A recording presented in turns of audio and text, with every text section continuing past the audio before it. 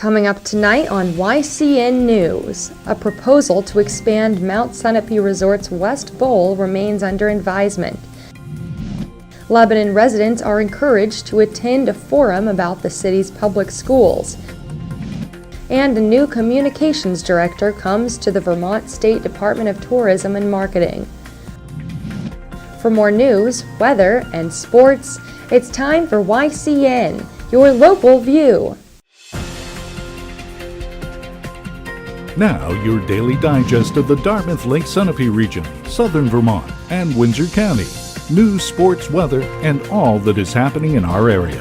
The news on YCN, your local view. Good evening and welcome to this Wednesday edition of YCN News. I'm Rose Spillman. So far, the public mood for expansion at Mount Sunapee Resort is favorable, yet state officials have yet to rule on the resort's land and features development. A proposal to expand its West Bowl or backside of the Newbury-based resort remains under advisement. Written and online comments sent to Department of Economic and Resources Director Jeffrey Rose overall favor expanding the resort, the Concord Monitor reports. Rose heard yesterday a summary analysis of the comments from members of the Mount Sunapee Advisory Committee. Rose learned from this board that comments are running 3-1 in support of the expansion. If Rose and other state officials approve the expansion, more trails and more winter sport options will occur. Groups favoring the expansion include the Lake Sunapee Region Chamber of Commerce and the Lake Sunapee Protective Association. Not everyone is convinced the resort's expansion on undeveloped land is good for the area. These include Upper Valley Lake Sunapee Regional Planning Commission Executive Director Nate Miller. A deadline date for when Rose will issue a decision on the resort's expansion remains unknown. 2 Cumberland Farm stores in Claremont will be razed and new buildings erected on the sites. Demolition of the stores on Washington Street and at the corner of Pleasant and Summer Streets is expected to begin next year. A larger store will be built at the Pleasant Street site, the Valley News reports. This will be done through purchasing the next-door Napa Auto Parts store. The auto parts store will be torn down, allowing for the larger Cumberland Farms. Fencing around the work sites will protect the public. The Washington Street store rebuild will happen in similar fashion. The Claremont Planning Board approved plans for the store's upgrades and improvements Monday night. Lebanon residents who want to learn more about the city's public schools may want to attend a forum later this month. Administrators of SAU 88, the Lebanon district, are having their hands full keeping some top hires in place. A new and permanent superintendent remains to be hired. That's the focus of the forums, the first meeting scheduled for Wednesday, October 29th. The meeting will be held in the middle school cafeteria from 5:30 to 6:30 p.m. On September 24th, the Valley News reports, the school board accepted the resignation of Special Ed Director Helene Anzalone. Plans are underway by Interim Superintendent Joanne Roberts to ensure special education programs and students' needs at all Lebanon schools are covered. Not all is bleak.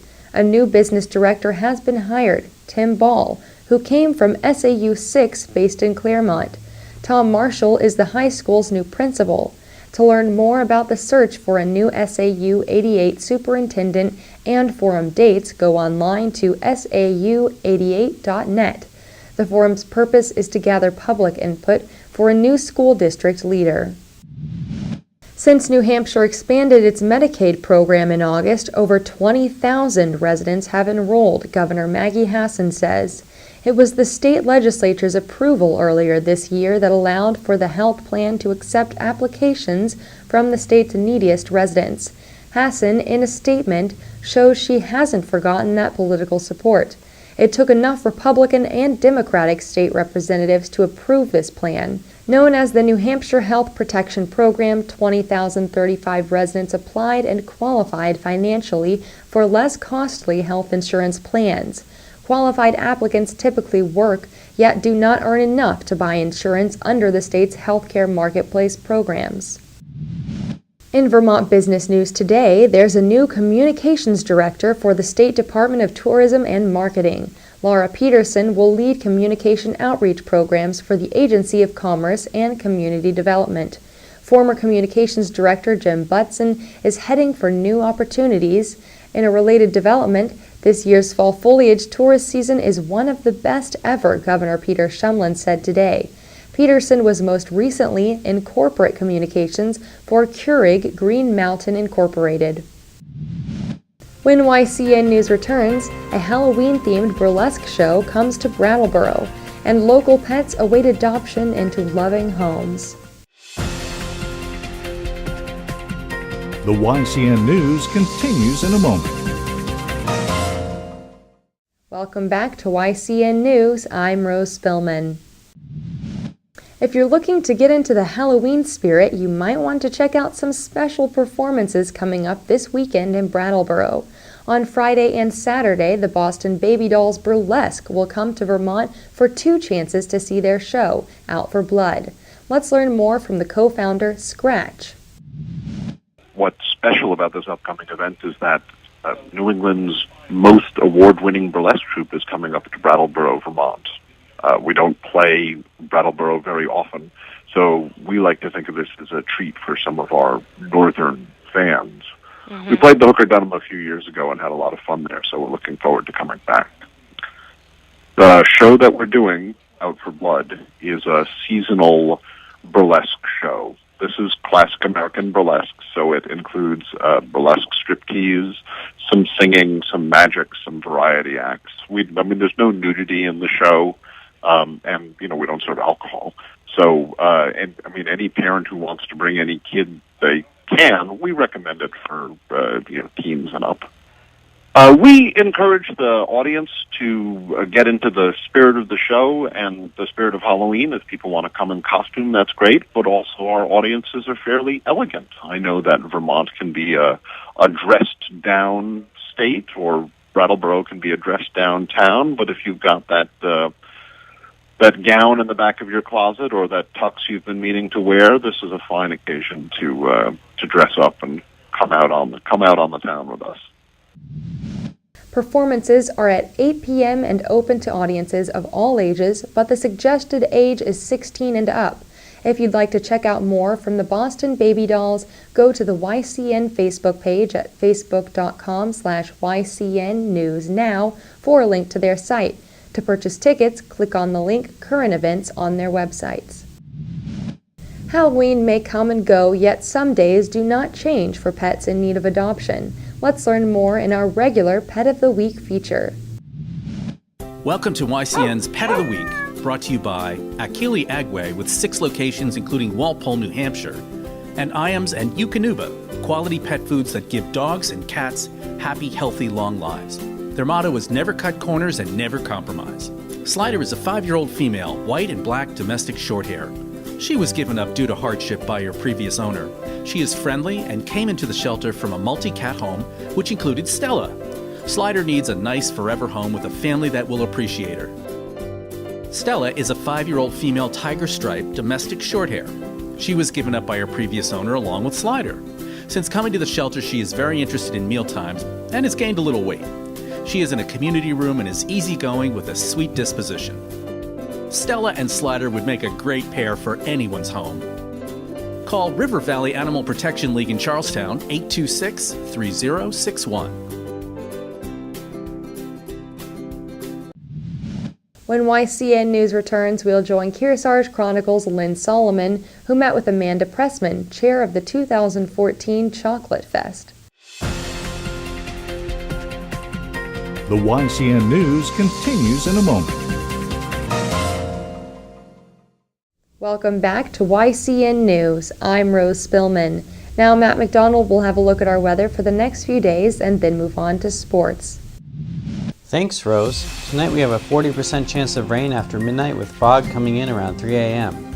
Skies will be cloudy with lows in the 60s. Tomorrow morning will be foggy until 8 a.m.